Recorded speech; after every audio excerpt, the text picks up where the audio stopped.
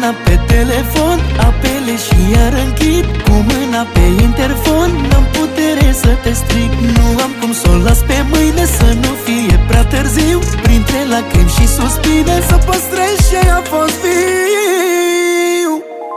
Alo, scuze, te-am sunat din greșeală, nu se va mai repeta, e pentru ultima oară.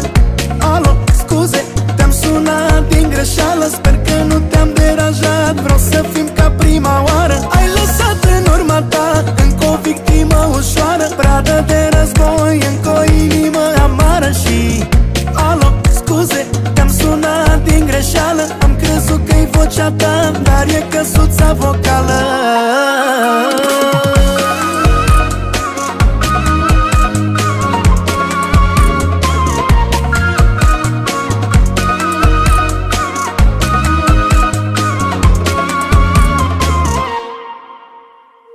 Parfumul tău a rămas pe canapea și nu mai dispare.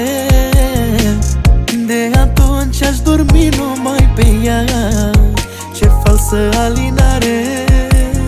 Pun mâna pe ușa ta, parcă nu mai am putere. Nu vreau să mă vezi așa, să vezi lacrimile mele. Poate așa ar fi mai bine, tot pe drumuri separate. Fericirea pentru tine s-o găsești în altă parte. Alo, scuze, te-am sunat din greșeală, nu se va mai repeta, e pentru